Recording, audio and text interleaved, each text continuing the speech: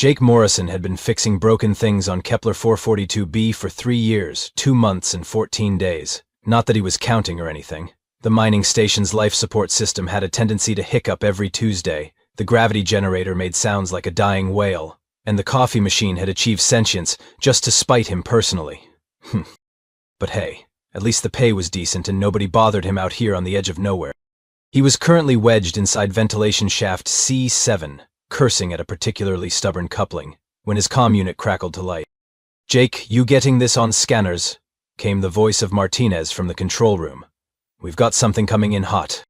Jake wiggled out of the shaft, oil-stained and annoyed. Define hot, like microwave burrito hot or surface of the sun hot. Like alien warship crash landing in our backyard hut. Through the observation deck windows, Jake watched a sleek, predatory-looking vessel streak across the orange sky, trailing smoke and what he was pretty sure were pieces of hull. It hit the rocky plateau about half a kilometer out with enough force to rattle his coffee mug. "Well," Jake said, grabbing his toolkit, "that's definitely going on the incident report." By the time he reached the crash site, the ship was a smoldering wreck of twisted metal and alien technology. The design screamed military, all sharp angles and weapon mounts. Definitely not a pleasure cruise. A massive figure stumbled from the wreckage. 8 feet tall, covered in scales that looked like they could deflect small arms fire, with claws that could probably open a can of beans or a human throat with equal ease. Jake recognized the species from the Galactic database. Vorthak. Apex predators. Professional warriors. The kind of aliens that made other aliens check their locks at night. The Vorthak warrior was clearly female, clutching what looked like a tactical harness containing 3 small squirming shapes. She collapsed to her knees, green blood seeping through her armor. "Human," she rasped in accented standard. "I am War Mother Kess of the Crimson Talon. My ship was ambushed by raiders. I am dying." Jake approached cautiously, hands visible. "Okay, that's rough. Medical bay's back at the station if you want me to—" "No time," she thrust the harness toward him. "These are my cubs. They are barely past first molting. Please, human, protect them. Raise them as your own." Jake stared at the 3 tiny Vorthak babies, each about the size of a house cat, but with considerably more teeth. They looked up at him with large golden eyes that somehow managed to be both innocent and slightly terrifying. "Look, lady, I appreciate the confidence, but I'm just a maintenance guy. I fix air recyclers and unclog toilets. I don't know anything about raising alien—" War Mother Kess grabbed his wrist with a grip that could crush titanium. "The galaxy knows of human resilience. Your species survives what kills others. You adapt. You endure. You make weapons from anything." Her voice was fading fast. "These are the last of my bloodline. Honor demands, requires—" Designed something into his hand, a datapad covered in alien script, then collapsed. Jake stood there for a long moment, holding a harness full of baby apex predators, watching an alien warrior die in front of him, and wondering if his insurance covered this sort of thing. "Well," he said to the cubs, who were now making soft chittering sounds, "this is either going to be really interesting or really fatal, possibly both." He looked back toward the mining station, then down at 3 pairs of golden eyes staring up at him expectantly. "Right then, I guess you're coming home with me. Just so we're clear though, I have no idea what I'm doing, my apartment smells like engine coolant, and I was planning to have leftover pizza for dinner." The cubs chittered again, apparently unconcerned by these revelations. Jake Morrison, maintenance technician and now, apparently, alien foster parent, began the walk back to the station, completely unaware that he was about to accidentally become the most feared being in the known galaxy. The first thing Jake learned about baby Vorthaks was that they shed. Everywhere. His apartment looked like a reptilian molting party had gone very, very wrong. The second thing he learned was that they had names. Sort of. The datapad War Mother Kess had given him contained what appeared to be their military designations, which roughly translated to Blade Who Cuts Deep, Fang That Pierces Armor, and Spike Through Enemy Hearts. "Yeah, those aren't going to work," Jake said, watching them explore his living room with the focused intensity of tiny, scaled reconnaissance units. "How about Razor, Fang, and Spike? Close enough, right?" Razor, the largest and apparently the alpha, was currently attempting to establish dominance over Jake's coffee table. He had positioned himself on top of it, and was making what Jake assumed were intimidating war cries, though they sounded more like a squeaky toy having an existential crisis. Fang, the middle child, had found Jake's collection of maintenance manuals and was methodically shredding them with surgical precision. Jake was pretty sure this was either advanced intelligence gathering or really expensive teething. Spike, the smallest, had become fascinated by Jake's pet spider plant and was having what appeared to be a philosophical conversation with it in chirps and clicks. "Okay, guys," Jake said, sitting cross-legged on the floor. "I don't know what your mom told you about humans, but I should probably clarify a few things. I'm not actually a warrior. I fix broken stuff. My most dangerous tool is a sonic screwdriver, and half the time it doesn't even work." All three cubs stopped what they were doing and stared at him with those unsettlingly intelligent golden eyes. Razor chittered something that sounded distinctly skeptical. "No, seriously, look." Jake pulled out his toolkit and showed them his equipment. "Wrench, multimeter, cable ties.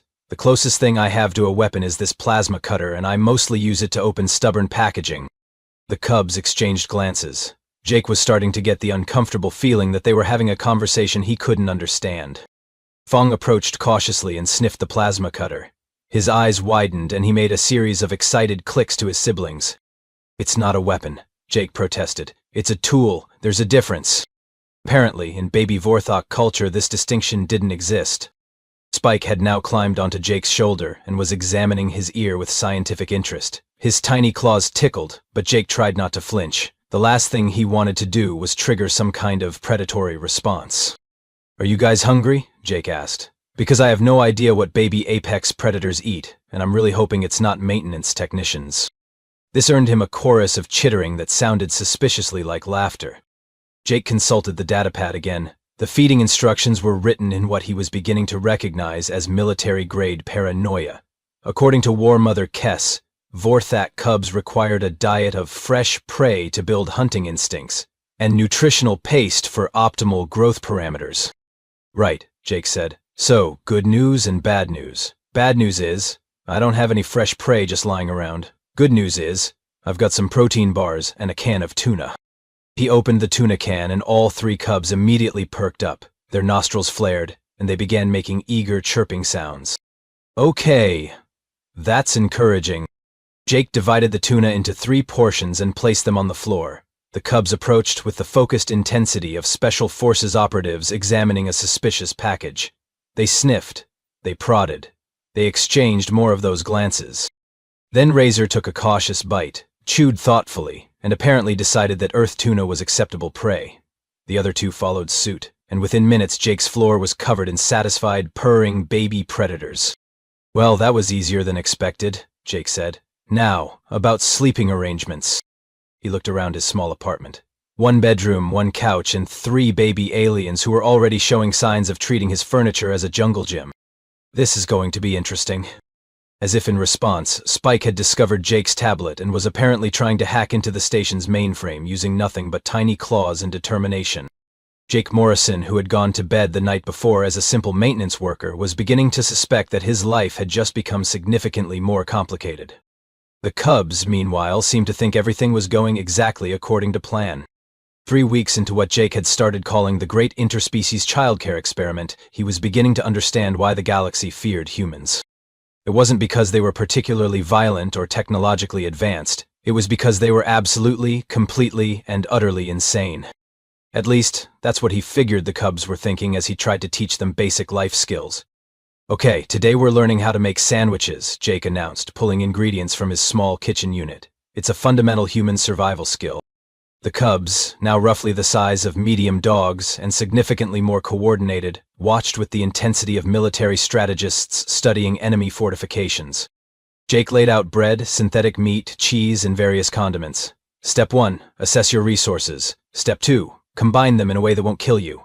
Step 3, try not to poison yourself with expired mayo." Razor raised a tiny clawed hand. "Yes, Razor." A series of clicks and chirps that Jake had learned meant, "Is this toxin resistance training?" "No, it's lunch. Although given my cooking skills, I guess the distinction is academic." Jake demonstrated the ancient art of sandwich construction while 3 pairs of golden eyes tracked his every movement. He spread mustard with the precision of someone who had learned to be efficient in zero-G environments. He layered ingredients with the methodical approach of someone who had spent years following maintenance protocols. To the cubs, it looked like advanced chemical warfare preparation. Fang chittered excitedly to his siblings, and Jake caught the words poison application and tactical nutrition. It's just mustard, guys. It's not. You know what? Never mind. After lunch came what Jake called outdoor time, and the Cubs had apparently classified as environmental combat training.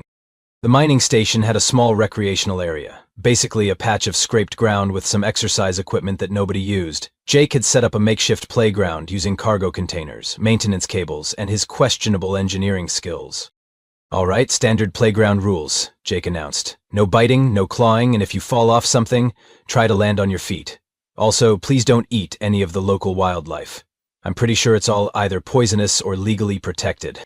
What followed was 90 minutes of the most inadvertently terrifying playtime in galactic history. Jake had intended for them to climb on the containers and swing from the cables like normal kids. What actually happened was a masterclass in three-dimensional combat maneuvering that would have impressed Vortex Special Forces.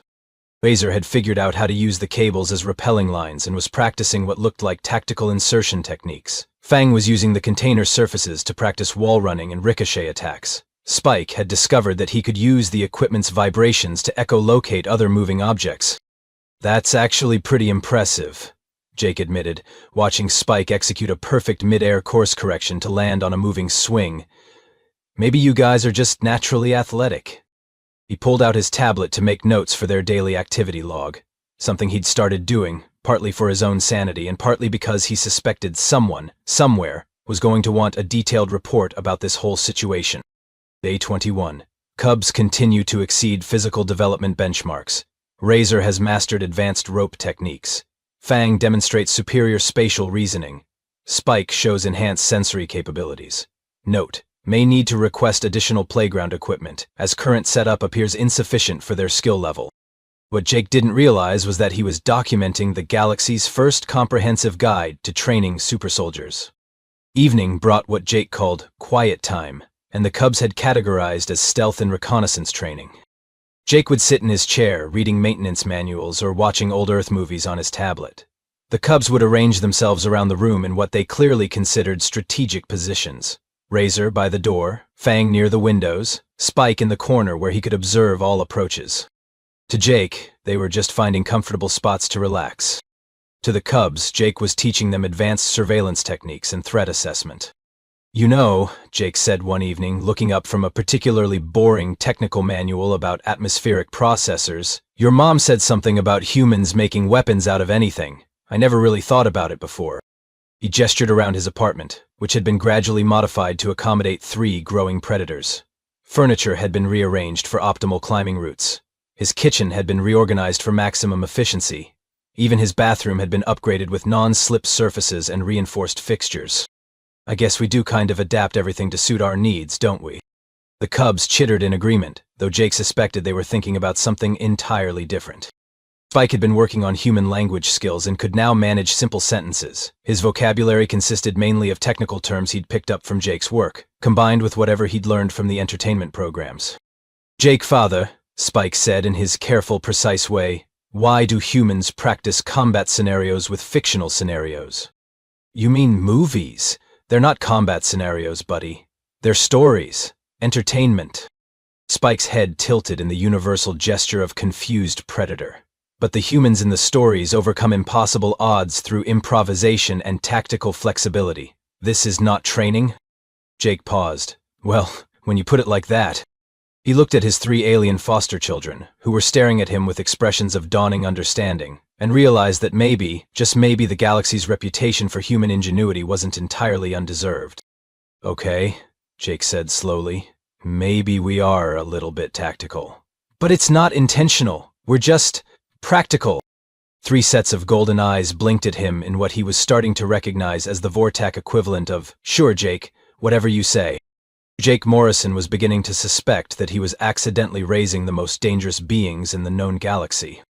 The Cubs, meanwhile, were beginning to suspect that their Jake father was the most dangerous being in the known galaxy and was just being modest about it. The alarm started screaming at 3:47 station time, which was exactly the moment Jake had finally gotten all 3 Cubs to settle down for the night, because of course it was. "Jake!" Martinez's voice crackled through the comm, pitched about 3 octaves higher than usual. We've got multiple contacts dropping out of hyperspace. Big ones. Really, really big ones. Jake rolled out of bed, careful not to step on Spike, who had claimed the spot right next to his sleeping area. How big are we talking? Cargo hauler big, or we're all about to become space dust big? Try entire battle fleet big, vortex signatures. And Jake? They're not responding to hails, they're just sitting there, waiting. The cubs were instantly alert, their heads snapping up in perfect synchronization. Razor made a low growling sound that Jake had never heard before, something primal and dangerous that made his hair stand on end. "Jake, father," Fang said quietly, his normally careful pronunciation slipping into something more guttural. "Those are warships of our people." "Yeah, I kind of figured that out." Jake was already pulling on his jumpsuit. "The question is, are they here for a friendly family reunion, or are we about to become the galaxy's shortest-lived interspecies adoption story?" Through his small window, Jake could see the ships hanging in space like metal predators, massive, angular vessels, bristling with weapons that could probably crack a moon if they felt like it. There were at least a dozen of them, arranged in what even Jake's untrained eye recognized as an attack formation. "Design. They have found us," Razor said, and there was something in his voice that might have been pride or might have been fear. "The pack comes for the lost cubs." "Right," Jake said, "because what else do you say when an alien armada shows up in your backyard? Well, this should be interesting." The first shuttle arrived 2 hours later, screaming down through the atmosphere with the subtle grace of a controlled missile strike. It landed on the same plateau where War Mother Kess had crashed, and Jake found himself making the same walk he'd made 2 months ago. Except this time he had 3 teenage Vorthak warriors trailing behind him, like the galaxy's most dangerous ducklings. The shuttle was a work of art if your artistic preferences ran toward things that could kill you from orbit. It was sleek, deadly, and covered in markings that Jake's universal translator helpfully informed him meant things like, "Death from above," and "Your entrails shall feed the young." "Cheerful people, your relatives," Jake muttered. The shuttle doors cycled open with a hiss of pressurized air, and out stepped the single most intimidating being Jake had ever seen. If War Mother Kess had been impressive, this guy was her bigger, meaner, more heavily armed older brother. He stood nearly 9 feet tall, his scales were the color of dried blood, and his armor looked like it had been forged from the nightmares of weapons designers. Behind him came a squad of Vorthak warriors, each one looking like they could personally invade a small planet and expect to win. The big one's eyes swept the landing site, taking in every detail before settling on Jake and the cubs. When he spoke, his voice sounded like landslides having a conversation. "I am Warfleet Commander Thok of the Crimson Talon. I have come for the offspring of War Mother Kess." His gaze shifted to Jake, and Jake felt like he was being evaluated by a professional killer, which, to be fair, he probably was. "You are the human who claimed them." "Jake Morrison," Jake said, because introductions seemed important when dealing with heavily armed alien warlords. "And I didn't claim anybody. Your War Mother asked me to look after them, so I did. It seemed like the polite thing to do." Commander Thok's head tilted slightly, as if Jake had just said something in a language he didn't quite understand. "You were being polite." "Yeah, I mean, she was dying, the kids needed help, and I was the only one around. Not much of a choice, really." The Vortak warriors behind Commander Thok were now staring at Jake like he'd just announced his intention to juggle antimatter. Several of them had their hands resting on weapon grips. "You speak as if caring for Vorthak cubs is a simple matter," Commander Thok said slowly. "As if any being could undertake such a task." "Well," Jake said, glancing back at his 3 foster children, who were arranged in what he was starting to recognize as a defensive formation. "It's not like they came with an instruction manual. But kids are kids, right? They need food, shelter, someone to make sure they don't hurt themselves too badly. The species doesn't really change the basics." The silence that followed this statement was so complete that Jake could hear the wind blowing across the rocky plateau. "Jake, father," Spike said quietly, "perhaps we should demonstrate our training." Before Jake could ask what training he was talking about, all 3 cubs moved. It was like watching a nature documentary about pack hunters, except these pack hunters had been trained by a human who thought tactical planning meant making sure you had enough coffee for the day. Razor scaled a nearby boulder in 3 fluid movements, achieving a perfect overwatch position. Fang disappeared behind some rocks and reappeared flanking the Vorthak squad from an angle that shouldn't have been possible. Spike simply vanished entirely, becoming one with the shadows in a way that made Jake's maintenance-trained brain automatically start cataloging all the places a small, clever predator could hide. Commander Talk's eyes widened. Several of his warriors actually took a step back. "Jake, father," Razor called from his boulder. "Shall we demonstrate advanced nutritional procurement techniques?" "I think he means the sandwich thing," Jake said to Commander Thok, who was looking increasingly confused and possibly a little alarmed. "Or perhaps tactical playground maneuvers," Fang suggested from his impossible flanking position. "That's just the monkey bars, buddy." "Environmental adaptation scenarios," came Spike's voice from somewhere that Jake couldn't pinpoint. "Movie night doesn't count as environmental adaptation." Commander Thok turned to stare at Jake with an expression that might have been awe, terror, or possibly indigestion. "You have taught them to move like shadows, to think like tacticians, to adapt like—" He paused, searching for words. "Like humans." "I taught them to play on a jungle gym and make their own lunch," Jake protested. "Everything else they figured out on their own." "In 2 months," Commander Thok said quietly, "you have accomplished what our finest military academies attempt over 2 years. These cubs display coordination, strategic thinking, and adaptive capabilities that rival our special forces units." Jake looked at his 3 foster children, who were now demonstrating what appeared to be advanced small unit tactics using playground equipment and lunchbox contents as props. He said. "I just thought they were really good at playing." Commander Thok stepped closer, his massive frame casting a shadow over Jake. "Human," he said, and his voice held something that might have been respect. "What other training have you provided?" "Well," Jake said, thinking about it, "there was the time I taught them to do laundry, and basic electrical repair. Oh, and cooking, though mostly just how not to poison yourself with expired food. Is that important?" The sound that came from Commander Thok's throat was either laughter or the noise a dying engine makes. Given that he was a Vorthok warlord, it could honestly have been either. "Cubs," he called, and immediately all 3 appeared beside Jake like scales and claws materializing from thin air. "Is this human your chosen battle father?" 3 golden-eyed stares fixed on Jake with an intensity that made him suddenly very aware of how many teeth were in the immediate vicinity. "Yes," they said in unison, and something in their voices made it sound less like an answer and more like a declaration of war. Commander Thok nodded slowly. "Then we have much to discuss." Jake Morrison, maintenance technician and accidental alien foster parent, was beginning to realize that his quiet life fixing broken things was about to become significantly more complicated. Again, the much to discuss part turned out to involve Jake sitting in a circle of heavily armed alien warriors while Commander Thok conducted what appeared to be the galaxy's most intimidating job interview.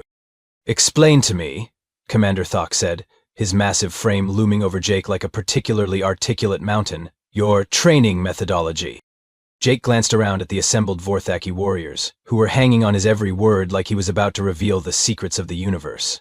The cubs had arranged themselves behind him in what they probably thought was a protective formation, though it looked more like they were ready to launch themselves at anyone who looked at their Jake father wrong. "Well," Jake said, because apparently his life had reached the point where he was explaining parenting techniques to alien warlords, "I guess I just tried to keep them safe and help them learn stuff. You know, basic life skills." "Life skills," Commander Thok repeated, as if testing the words for hidden meaning. "Such as?" "Making food, cleaning up after themselves, problem-solving, how to get along with others," Jake shrugged. "Kid stuff." One of the other warriors, whose armor identified him as Sub-Commander Grix, stepped forward. "Battlefather Jake," he said, and Jake was really starting to worry about this whole Battlefather thing. "Our intelligence networks have recorded the training regimens you implemented. We have analyzed the tactical implications." "You've been spying on me?" "Reconnaissance," Sub-Commander Grix corrected. "Standard protocol when unknown humans interact with Vorthak military assets." "They're kids, not military assets." The look that passed between the Vortak warriors suggested they disagreed with this assessment. "Show him the analysis," Commander Thok ordered. Sub-Commander Grix activated a holographic display that materialized in the air between them. Jake found himself looking at what appeared to be a detailed military briefing about his own daily routine. "Nutritional procurement and toxin resistance training," Grix began, highlighting footage of Jake teaching the cubs to make sandwiches. "Subject demonstrates advanced field cooking techniques, improvised nutrition assessment, and chemical hazard identification protocols." "That's just checking expiration dates," Jake protested. "Environmental adaptation and combat reflexes," Grix continued, now showing the cubs playing on the makeshift playground. Subjects demonstrate three-dimensional maneuvering, rapid course correction, and tactical positioning under varying gravitational and atmospheric conditions. It's a jungle gym. Stealth and surveillance training. Now the display showed evening footage of Jake reading while the cubs positioned themselves around the room. Subjects learned to maintain overwatch positions while appearing to engage in recreational activities. They were taking naps. Commander Thok held up a massive clawed hand for silence. Battlefather Jake, what you call kid stuff, we recognize as the most comprehensive combat training program ever developed. Our finest military academies spend years trying to instill the skills you have taught in mere months. Jake stared at the analysis scrolling past on the holographic display. From the outside, he had to admit, his daily routine with the cubs did look suspiciously like a masterclass in asymmetric warfare. But here is what truly astounds us, Commander Thok continued, his voice dropping to something that might have been reverence. You have accomplished this not through fear, not through dominance, not through the traditional methods of warrior training. Okay, I'm listening. You have accomplished this through care. The word hung in the air like it was some kind of alien concept, which Jake was beginning to realize it might actually be. Our cubs are trained from the moment they can walk, Commander Thok explained. They are taught that strength comes from victory, that survival comes from defeating others, that the weak exist only to serve the strong. This is the Vorthok way. Jake looked back at his three foster children, who were listening to this with expressions of growing understanding. And yet, Commander Thok continued, your cubs display none of the aggressive territorial behavior we expect. They work together as a unit. They adapt to new situations without the paralysis of overthinking. They show concern for each other's welfare. His golden eyes fixed on Jake with an intensity that was slightly terrifying. They show concern for your welfare. Well, yeah, that's what families do. Families. Commander Thok tested the word like it was from a dead language. In Vorthok culture, cubs compete with their siblings for resources and parental attention. The strongest survive, the weak are abandoned. Jake felt something cold settle in his stomach. That's horrible. Survival, Sub-Commander Grix corrected. Or so we believed. Jake, father, Razor spoke up for the first time since the warriors had arrived. They do not understand. In their culture, strength means taking from others. You have taught us that strength means protecting others. And that the strongest among us is not the one who defeats enemies, Fong added, but the one who makes sure everyone has enough sandwiches. And that the best warriors are not the ones who fight alone, Spike concluded, but the ones who make sure no one has to fight alone. Commander Thok stared at the cubs, then at Jake, then back at the cubs. You have weaponized compassion. I have what now? Don't you see? Commander Thok's voice was rising with something that might have been excitement or terror. A warrior who fights for others is more dangerous than one who fights for himself. A unit that trusts each other completely is unstoppable. Soldiers who believe their leader cares about their survival will follow that leader into certain death. Jake opened his mouth to argue, then closed it again. Because when you put it like that, you have created the perfect military unit, Sub-Commander Grix said with something like awe. Not through force, but through loyalty. Not through fear, but through love. They're just kids, Jake said weakly. They are the future of Vorthak military doctrine, Commander Thok declared. And you, Battlefather Jake, are the most dangerous weapon in the known galaxy. Jake Morrison sat in the middle of an alien war council, surrounded by the galaxy's most feared warriors, and realized that his life had just taken another hard left turn into the impossible. So, he said, because someone had to say something, does this mean I'm in trouble? Commander Thok's expression shifted into what Jake really hoped was the Vortak equivalent of a smile. Battlefather Jake, he said, I believe we need to discuss your future career opportunities. The cubs chittered with what sounded suspiciously like excitement. Jake had the distinct feeling that his quiet maintenance job was about to become a thing of the past. Oh, he said, this is going to be weird, isn't it? Gloriously weird, Commander Thok confirmed. Jake Morrison, maintenance technician turned accidental military innovator, wondered if his resume was going to need a major update. 6 months later, Jake Morrison stood in what used to be Mining Station Kepler 442b, and was now officially designated as the Terran Institute for Interspecies Development, though everyone just called it Jake's place. The changes had been extensive. What used to be a simple mining operation now looked like a cross between a daycare center, a military academy, and the galaxy's most confusing cultural exchange program. The original prefab structures had been expanded with modular units designed by 12 different species, creating a sprawling complex that somehow managed to look both welcoming and slightly intimidating. Jake's office, which used to be a maintenance closet, now had a view of the main training area, where representatives from 47 different alien cultures were currently engaged in what the Galactic Council had termed human adaptive development protocols, and what Jake still called playing outside. A group of young crystalline entities were learning to build sandcastles, their natural geometric precision creating architectural marvels out of local sand. Nearby, a pack of canid cubs was being taught basic electronics by Spike, who had apparently inherited Jake's knack for fixing things. Further out, Razor was conducting what looked like an advanced physics lesson using playground equipment and enthusiastic volunteers from 3 different species. "Battlefather Jake," came a familiar voice from his doorway. Jake looked up to see Commander Talk, who had somehow managed to squeeze his massive frame through the human-sized entrance.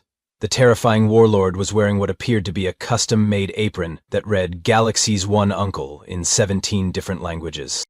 "Thok," Jake said, because somewhere over the past 6 months they'd moved past the formal titles. "Please tell me none of the kids have accidentally started an interplanetary incident today."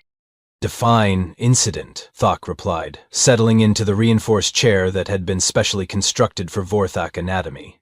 "The young hegemony representatives may have developed a new form of faster-than-light communication using finger-painting techniques, but technically that's a breakthrough, not an incident." Jake rubbed his temples. "Right. And the Sector Council's response to that?" "They've upgraded your security clearance again. You're now classified as a strategic cultural asset of galactic significance." Thok paused. "They also want to know if you can teach their diplomatic corps how to make those sandwich things you're famous for." "They're just sandwiches?" "Battlefather Jake," Thok said with the patience of someone who'd had this conversation many times before, "there is no such thing as just anything when it comes to human methodology.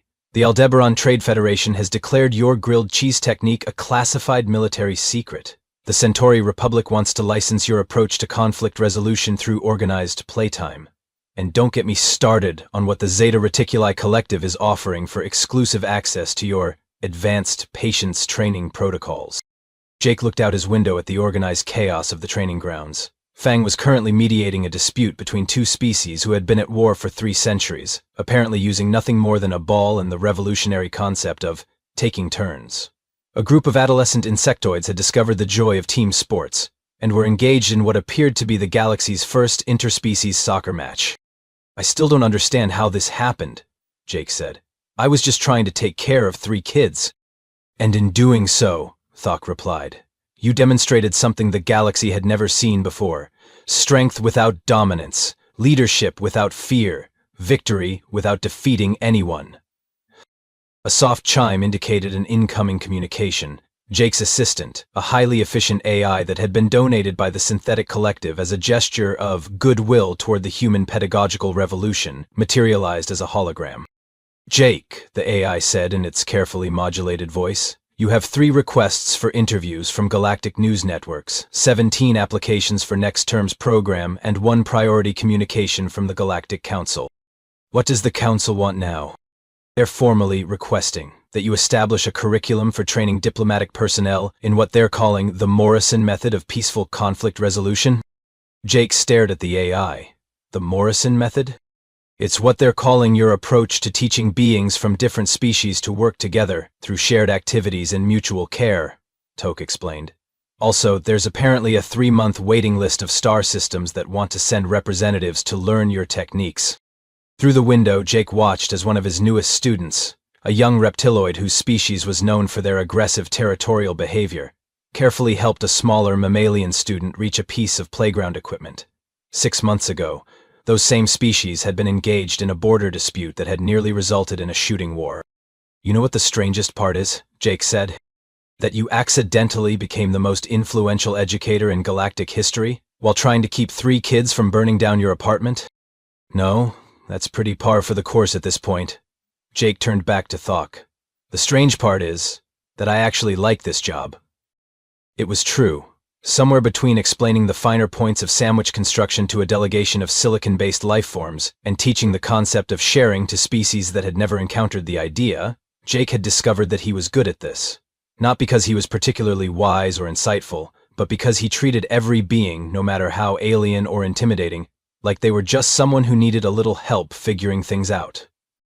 "And the pay's better than maintenance work," he added. "The Galactic Council has classified your salary as a strategic expense," Thawk confirmed. "They're apparently terrified of what would happen if you decided to change careers again." "Jake, father!" came a chorus of voices from outside. Through the window, Jake could see his original 3 foster children approaching, now grown into impressive young adults, but still very much his kids. They were accompanied by what appeared to be today's graduating class, a diverse group of young beings from across the galaxy who were about to return to their homeworlds as ambassadors of what the news networks had taken to calling the human way. "Duty calls," Jake said, standing up from his desk. "Indeed," Thawk agreed, following him toward the door. "Though I should warn you, the Council is also considering a proposal to make your methods mandatory training for all military personnel in the Allied sectors." Jake paused. "All military personnel?" "Every soldier, officer, and strategic commander in 47 star systems would be required to complete certification in human adaptive development protocols." Jake Morrison, former maintenance technician and current galactic educational revolutionary, considered this for a moment. "Well," he said finally, "I guess I'd better start ordering more peanut butter." Outside, the next generation of galactic leaders was waiting for their afternoon lesson in advanced conflict resolution through cooperative playground activities. Jake Morrison walked out to meet them, still not entirely sure how his life had become this strange, but reasonably certain that he was exactly where he was supposed to be. Even if nobody, including himself, really understood how he'd gotten there. The Cubs chittered their approval, and somewhere in the distance, another interplanetary crisis was about to be resolved through the revolutionary application of human common sense. Just another day at Jake's place.